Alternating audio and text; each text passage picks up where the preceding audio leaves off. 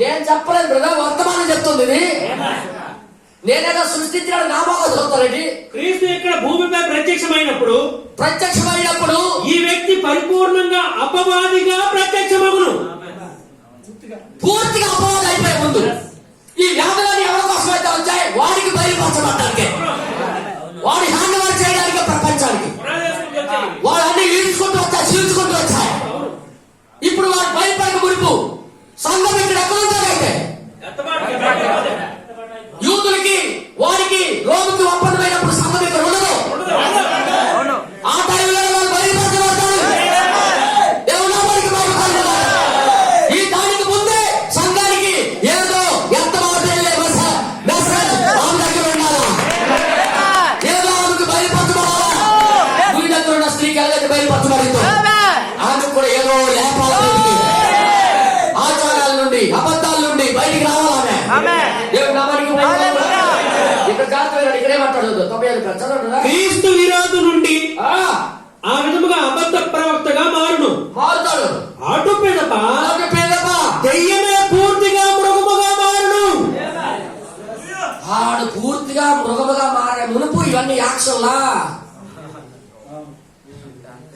Corona ఎందుకు వచ్చిందో ఉడికి తెలియదు కానీ నిజంగా మనుషులు చేత సృష్టించబడిందే. ఇందాక మనం వర్తమానం చదివాం కదా, దేవుడు ఎవరైనా వర్తమానంలో మనం ఎన్నో పూర్తిగా చదవలేదు అనుకుంటా, పూర్తిగా చదవలేదు. ఒకసారి ఇప్పుడు పూర్తి చేద్దాం. ఇప్పుడు ఏం చెప్తున్నాడు చూద్దాం. సూక్ష్మక్రిమి వ్యాధులు ఎప్పటికే దేశములన్నిటి యందు వ్యాప్తి చెందుతున్నవి. దానిని ఏ విధంగా నియంత్రించవలనో కనీసం ఏ వైద్యునికి కూడా తెలియదు.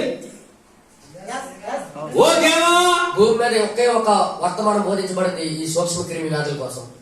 అది 7వ దూత వర్తమానం.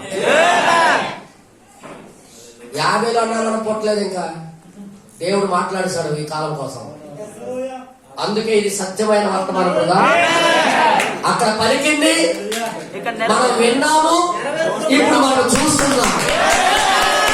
పలకబడిన వాగ్దానము నెరవేరడం మనం చూస్తున్నాం. ఒకప్పుడు వింటివి కానీ ఇప్పుడు చుట్టివి. అప్పుడు మేము దైవిక స్వస్థత ఎందే నమ్మిక ఎంతవరకు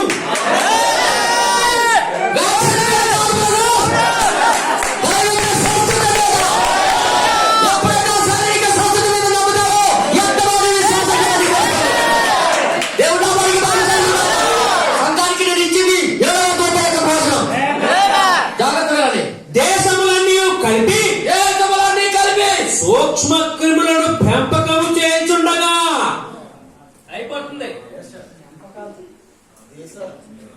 బాంబుల్లో పెట్టడానికి వీళ్ళు తయారు చేసిన ఈ యొక్క కరోనా క్రిమి బాంబుల్లో పెట్టడానికి ఇది ఏ దేశం మీద వెళ్ళినా అది పేరేటప్పుడు ఆ క్రిములు బయటికి వెళ్ళి గాలిలో కలిసిపోయి మనుషులకు చంపాలని తయారు చేసుకుంటారు.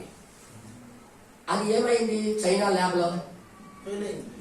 ట్రంప్ గారు ఒక అరగంట వీడియో చెప్పాడు, ఇది ఒక ల్యాబ్ లో తయారు చేయబడిన వ్యాధి.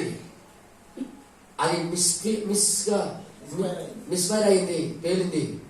అక్కడ నుండి అక్కడ అంటింది, అక్కడ నుండి అలాగ అంటింది. ప్రపంచవ్యాప్తంగా అక్కడ పేలితేనే ల్యాబ్ లోపల పేలితేనే అలా ఉంటాయి, బయట పేలితే ఎలా ఉంటుందన్నా. అదో చూడరా, ఖండాంతరాలు దాటి ఒక ల్యాబ్ లో ఒక రూమ్ లో పేలింది ఇది. మరి పబ్లిక్ గా దేశంలో పేలితే నీ ఎక్స్ట్రాలు ఇప్పుడే మానేయడం బెటర్.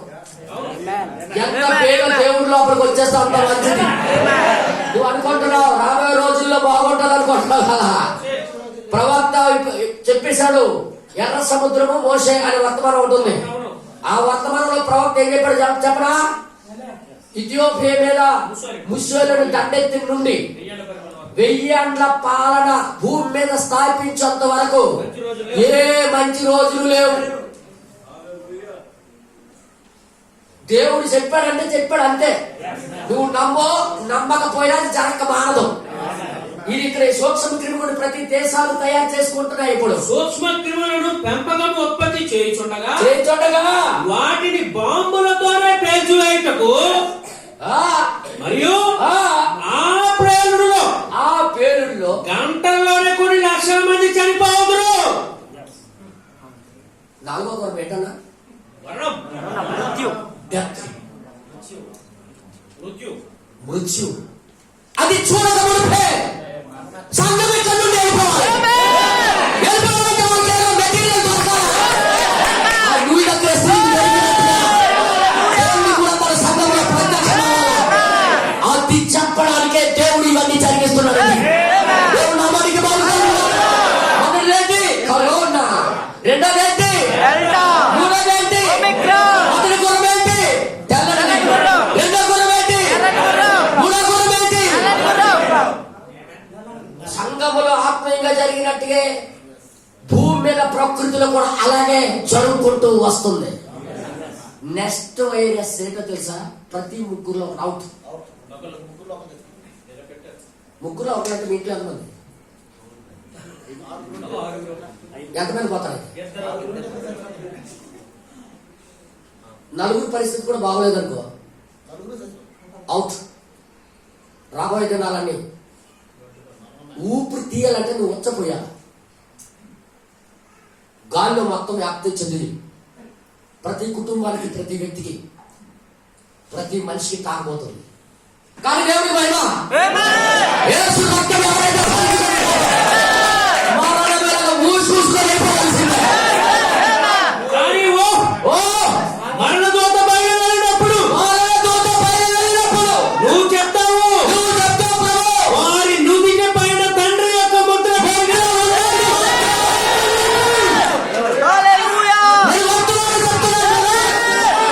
నేను బయటికి చెప్పట్లేదు. కరోనా కరోనా అనుకున్నాం మనం, కానీ కరోనా రూపంలో వచ్చిన దురాత్మలని మనకు తెలియదు. ప్రతి వ్యాధి ఒక దెయ్యమని మీకు తెలుసా? అందుకని నేను చెప్తున్నా, మనసు మార్చుకో. భూముల మీద, సంపాదన మీద, పేరు ప్రఖ్యాత మీద కాదు. నువ్వు నేను వెళ్ళిపోయే కడియ ఆసన్నమైనది, ఆసన్నమైనది.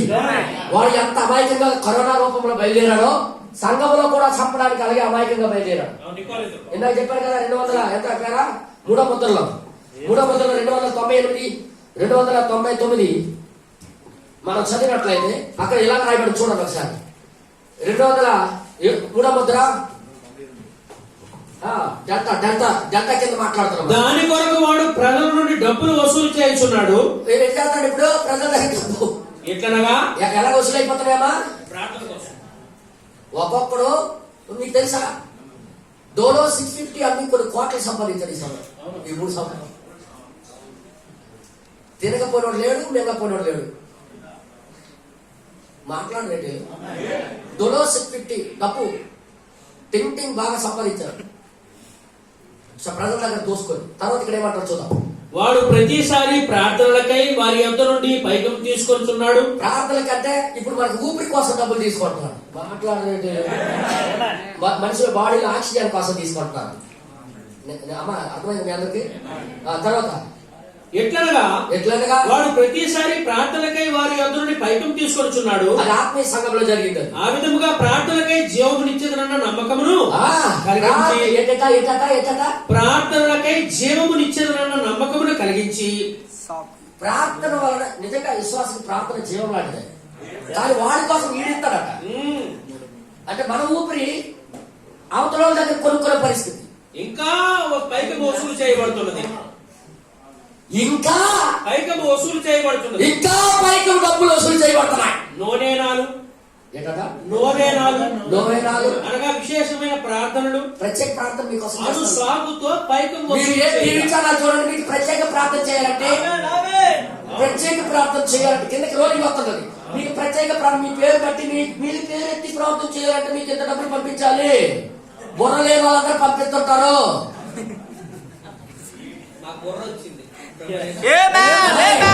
వధువు మాత్రం మెరుగు ఉంటుంది. నీ మోకాలు నువ్వే వేయాలి, నీ ప్రార్థన నువ్వే చేయాలి. నీకు నువ్వుగా నిలబడే కాలం వచ్చింది, నీకు నువ్వుగా ధ్యానించే కాలం వచ్చింది. ఎందుకంటే అక్కడ ఏం చేస్తున్నాడు? ప్రపంచము యొక్క సంపదను వశపరుచుకొనుచున్నాడు.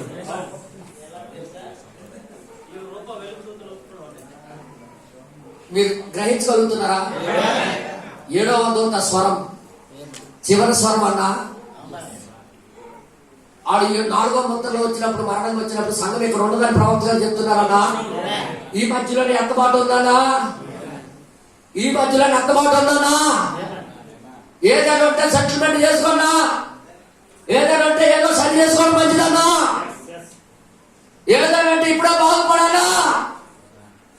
నీ అగస్టాలు ఎగిరిపోయే రోజులు వస్తున్నాయి.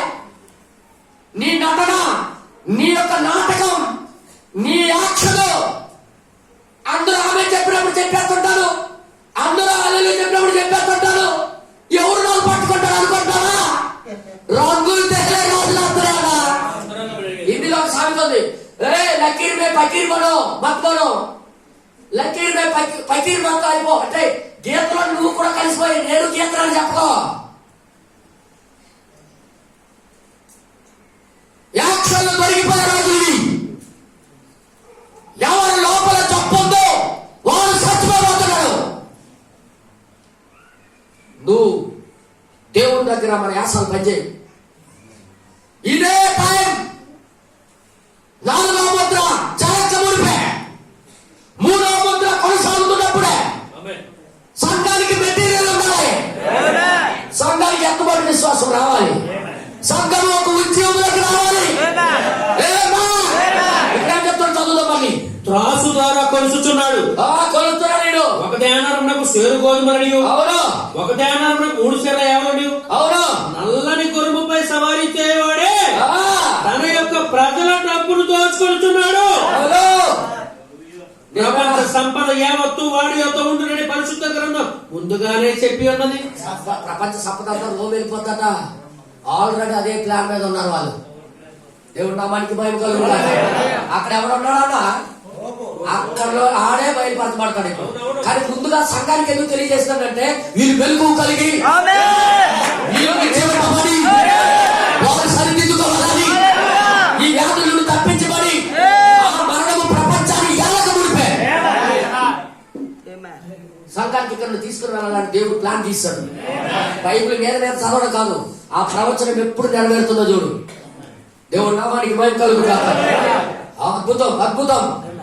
ఇంకా తర్వాత ఇంకేమంటాడు?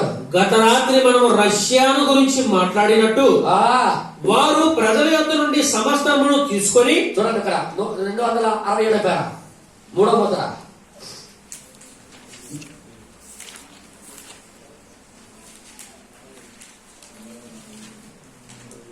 ఇప్పుడు మొదటి దశ తెల్లని గుర్రం.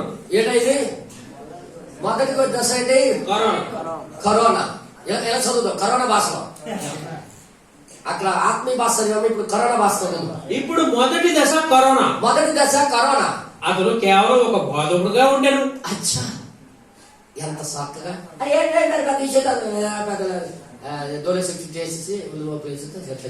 అయితే దాని బోధనలలో మరియు దాని గుణములలో క్రీస్తు విరోధి ఆత్మ ఉన్నది. రైట్. అది అమాయకముగా కనబడును. ఫస్ట్ ఏంటైంది? అంత పెద్ద ప్రాబ్లం కాదులే బ్రదర్ అనుకున్నాం కదా. అది దేనిని బాధపరచనట్లుగా కనబడును. ఫస్ట్ ఏం చేసింది? కరోనాగా వచ్చినప్పుడు ఏమైంది?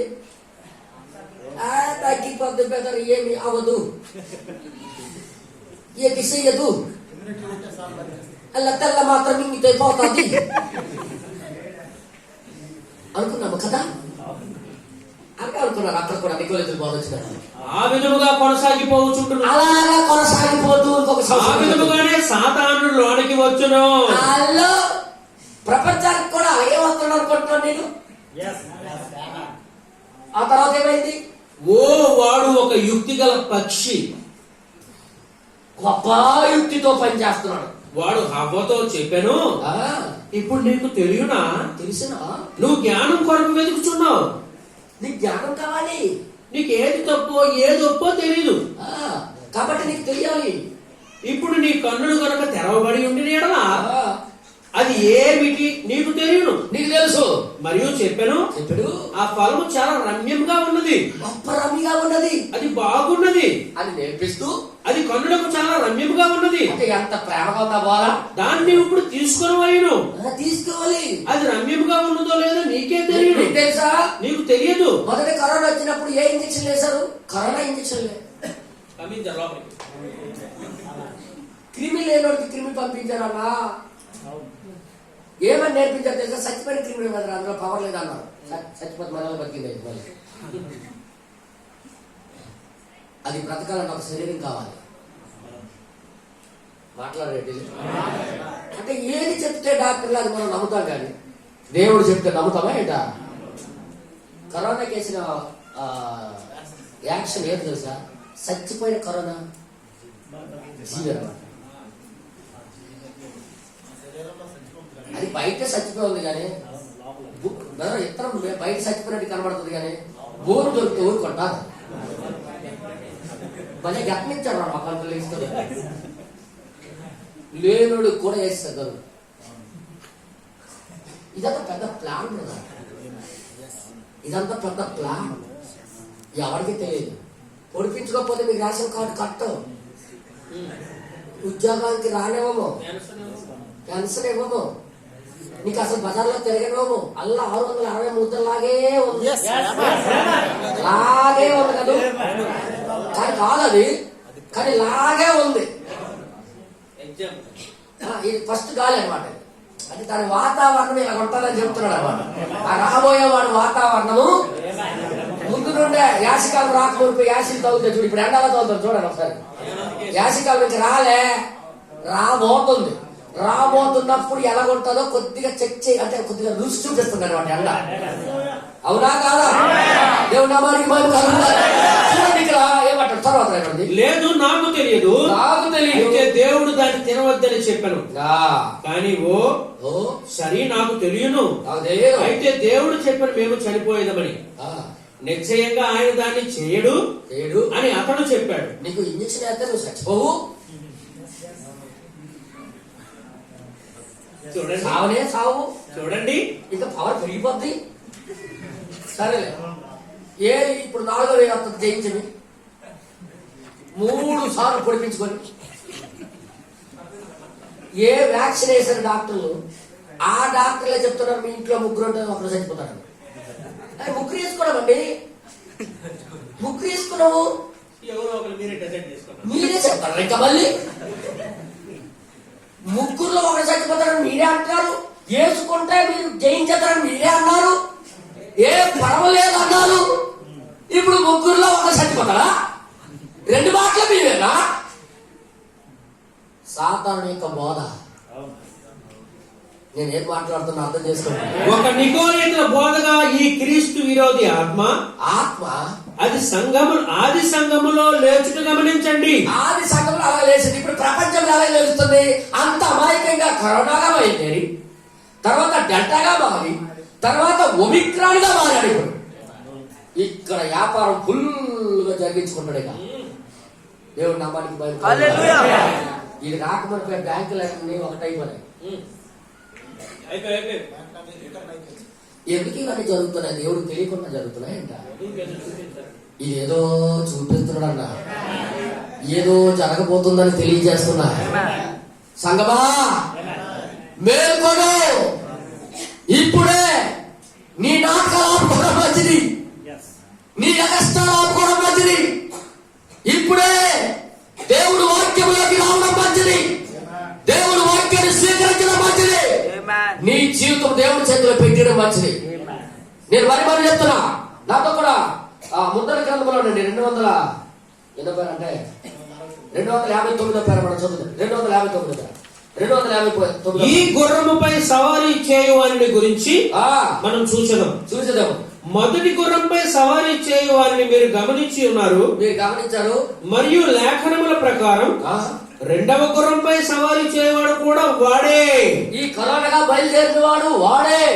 కేవలం ఇంకొక గుర్రంపై సవారీ చేస్తున్నాడు. ఒక్కడే రూపు మార్చుకుంటూ బయలుదేరుతున్నాడు. అది ఆత్మీయ సంఘంలో అదే జరిగింది కదా. ఏమి సంభవించెను? ఏమి సంభవించింది? అతడు తన యొక్క పరిచర్యను మార్చెను.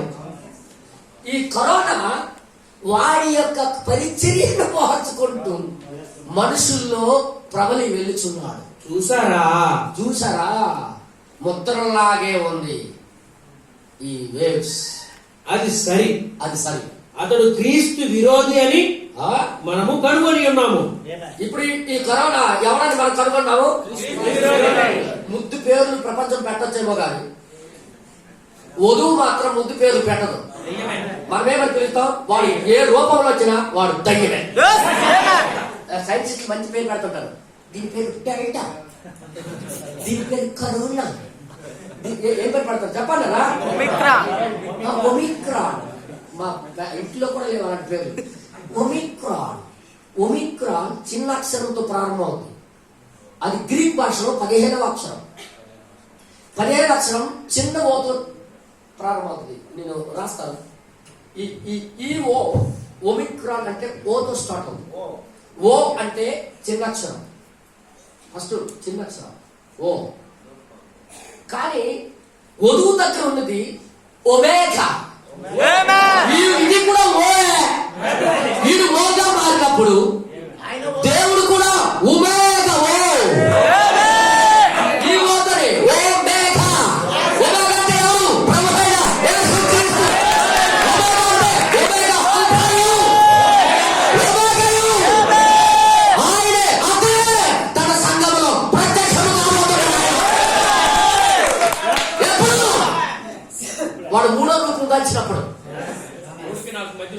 వాడు చిన్న మోతో ఒమిక్రాన్ గా పిలువబడుతుంటే ఈయన ఒమేగా.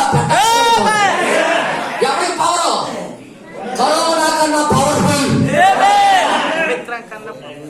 వ్యాధి, మరణాలు, మృత్యు, మరణము, సమాధి, పాతాళము జయించువాడు ఒమేగా. తన సంఘములో, తన ప్రజల్లో, తన ప్రజల శరీరంలో బయలుపరచబడుతున్నాడు. స్త్రీకి మెస్సైకి ఎక్కడ చూశారో ఎప్పుడు చెప్పాను. ఆ గుడి దగ్గర ఉన్న స్త్రీకి మెస్సైకి ఎవరిలో చూశారు? యేసు ప్రభు దగ్గరికి ఊళ్ళో అందరూ వచ్చి చూశారు. ఇక్కడ చూసినప్పుడు యేసు ఏ కార్యాలు చేయలేదు. కానీ ఇప్పుడు ఎవరి లోపల కనబడ్డాడు ఆయన. మరి ఈ యొక్క మూడో రూపం దాచిన ఈ వ్యాధి ఈ టైంలోని సంఘములో కనబడాలని బ్రదర్ నీకెంతో టైం లేదు బ్రదర్. మూడో గురం మీద 4వ గురం మీద రావడానికి ఎంతో కాలం పట్టదు. త్వరలో 4వ గురంగా మారబోతున్నాడు ఆయన. 4వ గురం డెత్. 4వ గురం చదవంటున్నారు 7-8 వచ్చినారు. ప్రకటన గారు ఆయన 4వ ముద్రను విప్పినప్పుడు, ఆయన 4వ ముద్ర ఇవ్వబడినప్పుడు రమ్ము అని 4వ జీవి చెప్పుట వింటిని. 4వ జీవి చెప్పుట వింటిని. అప్పుడు నేను చూడగా ఇదిగో పాండుర వర్ణము గల ఒక గుర్రము కనబడెను. పాండు రంగము కలిగిన ఒక గుర్రం కనబడను. దాని మీద కూర్చున్న వారి పేరు మృత్యువు. ఈసారి వచ్చిన గంట ఏంటి? మృత్యు. దానికి నీతో పేరు పెడతాయి. పాతాళ లోకము వారిని వెంబడించను. ఏమొస్తుంది? పాతాళ లోకమే వాడికి వెంబడిస్తుంది. పరలోకం కాదు, పాతాళ లోకం. భూమిని ఎవరు వెళ్ళిపోతున్నారైతే పాతాళ లోకం. నెస్తరపడింది. ఖడ్గము వలనను, ఖడ్గం వల్ల, కరువు వలనను, కరువు వల్ల, మరణము వలనను, మరణం వల్ల, భూమిలో నుండి క్రూర మృగముల వలనను, భూ నివాసులకు చంపుటకు భూమి యొక్క 4వ భాగము పైన అధికారము వానికి ఇయ్యబడెను. మరి సమాధానం ఉన్నదన్నమాట భూమి మీద. దానికి ముందే 195:4 ఏం చెప్తున్నాడు? వాడు ఆ గుర్రం మీద రాక ముడిపోయి 195:4 చివరిగా పాండుర వర్ణము గల గుర్రంపై స్వారీ చేయువాడిని గమనించండి.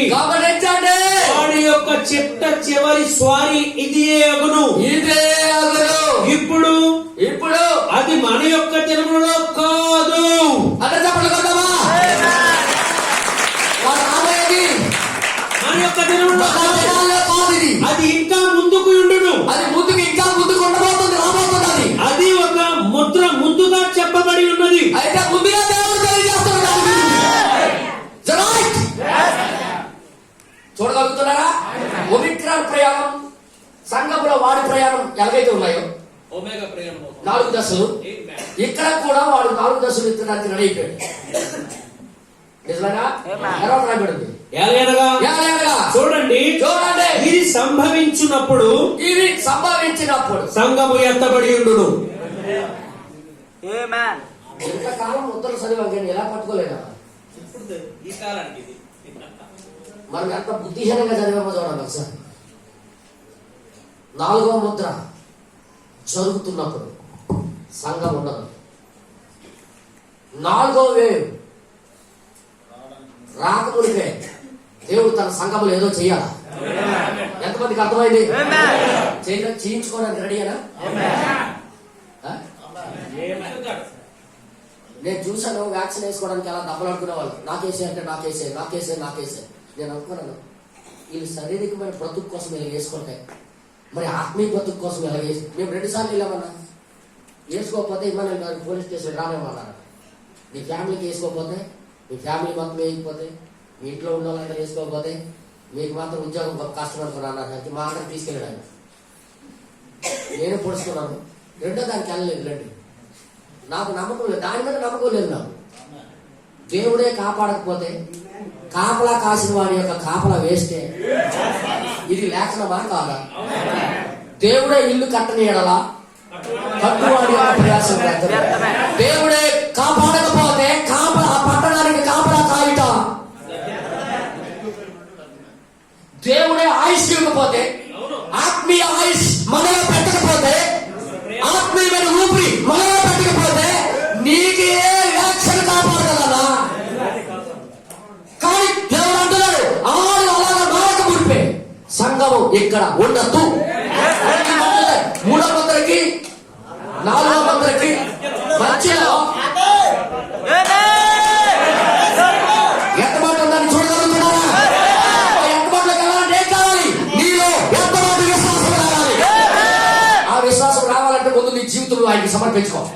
ఆయన వ్యాక్సిన్ వేయడానికి రెడీగా ఉన్నాడు. ఈ రోజు మధ్యాహ్నం 100 మంది సిద్ధపడుతున్నారు దానికోసం. ఒమిక్రాన్ అంటే ఒమిక్రాన్ కదా, అది దయ్యము యాత్ర. దయ్యము యాత్ర చేస్తుంది భూమి మీద, తాండవేస్తుంది జనాలు. నెక్స్ట్ చంపేది ఏంటంటే సార్, ఇంట్లో ఆ లెక్క ప్రకారం అది ఎప్పుడు లెక్కలు అబద్ధం అయిపోతాయి. ఇంట్లో 3 ఒకరు చచ్చిపోతారు అంటున్నాడు. నేను అంటాను 3 చస్తారు. ఎందుకంటే ఒక్కడు బాగుంటే ఇంకొకటి కింద చేస్తాడు సార్. ఈడికి అనుకుంటే ఈడు లేగలేడు, అవతల మొఖాలు చూసుకోండి. భూనివాసులను చంపుటకు భూమి యొక్క 4వ భాగం పైన అధికారం వారికి ఇవ్వబడెను. నాకు తెలియదు మరి అల్లా 1వ భాగం ఏంటి వెళ్ళిపోయింది? ఎంతవాడికి వెళ్ళిపోయింది? 4 భాగాలు కొట్టేస్తాం. అయితే ఇంకో భాగం ఏంటైందమ్మా? ఇంజక్షన్ వేస్తారు. ఆ ఇంజక్షన్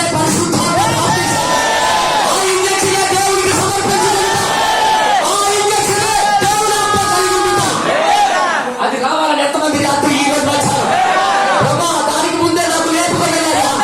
దానికి ముందే నేను బాప్తిసం తీసుకుంటానయ్యా. దానికి ముందే నా జీవితం పూర్తిగా మార్చుకుంటానయ్యా. నాకు ఈ వైరస్ నుండి కాపాడు. ఏ వైరస్? ఈ లోకమైన వైరస్. కానీ నిజమైన నీ యొక్క జీవమైన క్రిమి నాలో ఎక్కించు ప్రభా. ఆ క్రిమి పరిశుద్ధాత్మ ఉన్నది. నా యాసాలు, నా యాక్షన్లు, నా నటనలు ఇక్కడ పనిచేయవు. దాని దగ్గర యాక్షన్లు, నాటకాలు ఎవరికి పనిచేయరు. ప్రతి ఒక్కరికి వచ్చి ముద్రించుకొని వెళ్ళిపోతుంది. ఆ ప్రతి ఒక్కరికి అంటుకొని వెళ్ళిపోద్ది. ప్రతి ఒక్కరికి లేపుకొని వెళ్ళిపోద్ది. నువ్వు బిషప్ అయినా ఎవరైతే ఎక్కువ లేదు, అందరికి అంటుకొని వెళ్తుంది. కానీ దానికి ముందే దేవుడి యొక్క ముద్ర పొందుకున్న వాళ్ళకి విడిచిపెట్టమని దేవుడి యొక్క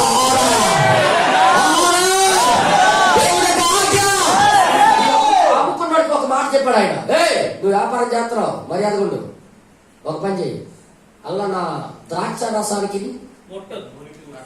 అక్కడ రాజుడండి, నా నూనె ఉంది అక్కడ, నా ద్రాక్ష రసం మరియు ధ్యానాలకు 1 సేరు గోధుమలని. అవును, 3వ ముద్ర. ధ్యానాలకు 3 సేర్లు ఎవరని నూనెను ద్రాక్ష రసమును పాడు చేయవద్దని.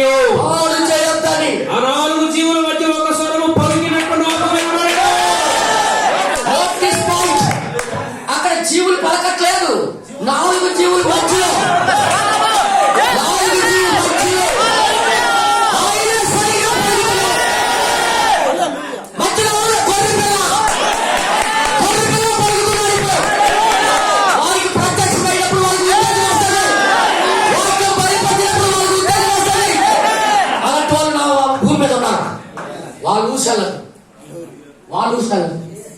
వాళ్ళకి ముట్టే ముట్టుకో. ఇది ముట్టుకుంటూ వచ్చేదన్నమాట. ఇది ముడతే వచ్చేదన్నమాట. భూమి మీద సమాధానం లేకుండా చేసే టైం ఇదే. బస్సులను వాడే, లారీలో ఆడే, టేబుల్ మీద ఆడే, కుర్చీ మీద ఆడే, మాట్లాడేది. బస్సు ఎక్కి రాటు పట్టుకున్నవన్నా భయమే. మొత్తం శాంతి సమాధానం లేకుండా ఉన్నాడు. అమ్మా రాటు పట్టుకోమంటే అక్కడ ఉన్నాడు, ఏ రూపంలో కనబడని. మన సైన్సిస్టులు మేసాలను దిగుతున్నారు. మా మేరకు ఎవరు ఎత్తు వచ్చినా మేము అనుభవంతో మేము చేస్తాం. ఏది నీ ముందున్న సూక్ష్మ క్రిమి కట్టేవి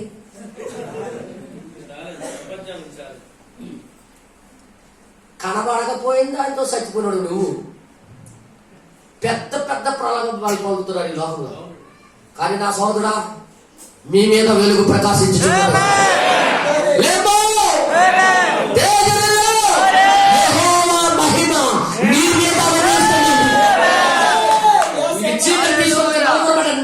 ప్రపంచానికి చీకటి. ఇప్పుడు చీకటి టైం అని మీ అందరికీ తెలుసు. ఇందాక మనము 3వ ముద్రలో చదివాము. ఆ 3వ ముద్రలో ఏమంటున్నాడు ఆయన? చీకటి. 263వ పేర్లో ఆయన ఏం చెప్తున్నాడంటే, అక్కడ నీతికరణ, శుద్ధీకరణ, పరిశుద్ధాత్మ బాప్తిసముల ద్వారా సంఘము బయటికి వచ్చుచున్నది. అవునా?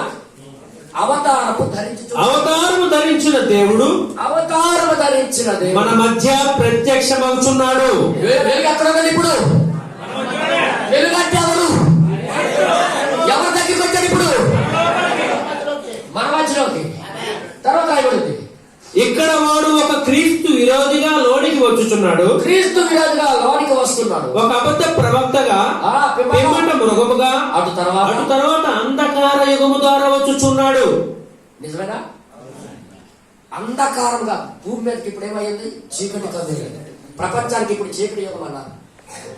సరిగ్గా వ్యాపారం జరగదు, సరిగ్గా ఆఫీస్కి వెళ్ళలేదు, సరిగ్గా డ్యూటీలు చేయలేదు. ప్రపంచానికి ఇప్పుడు ఎలా ఉందో తెలుసా? ఏం చేయాలో అర్థం అవట్లేదు. ఈజిప్టు కాలంలో అక్కడున్న ఆ యొక్క ఫరో దగ్గర ఉన్న మనుషులు తయారు చేస్తారు కానీ తీయలేకపోతాను. ఇప్పుడు క్రిములు పెంచుతున్నారే కానీ దాన్ని పోగొట్టుకోలేము. అంటే దానికి ఎలా చేయాలో అర్థం అవట్లేదు. ఎన్ఐ అంబరేలు కూడా మోసే కర్ర పట్టుకుని వెళ్ళినప్పుడు ఆయనలాగే పావులు చేశారు, కానీ అది మార్చలేకపోయినారు. మోసే కప్పలు చేసినట్టుగా వాళ్ళు కప్పలు చేశారు, కానీ తీయలేకపోయారు. కానీ మోసే దగ్గర తీసేది ఉంది, చేసేది ఉంది. గాయపరచువాడు నేనే, స్వస్థపరచువాడు నేనే. వాళ్ళు గాయపరచగలరు కానీ కానీ దేవుడు అయితే రెండూ చేయగలడు. దేవుడు నామానికి మహిమ. అలాంటి వ్యక్తిని నీ హృదయంలోకి పిలాలి. అలాంటి వ్యక్తిని నీ జీవితంలోకి రమ్మని చెప్పాలి. నీ యాసాలో వదిలే, యాసాలో యాక్షన్ చేయకు. ఎక్కడ ఉన్నట్టుగా అక్కడ అవసరం ఇలాగా నటించుకో. పరిశుద్ధులతో కూడినప్పుడు పరిశుద్ధుల్లాగా, లోకస్తులతో కలిసినప్పుడు లోకస్తుల్లాగా అవసరం వెళ్ళి నీ అవసరం వెళ్ళి ఈ రోగం దగ్గర ఎవరో అవసరం వెళ్ళి అంటే దాక్కోలేదు. నటనలన్నీ బంద్.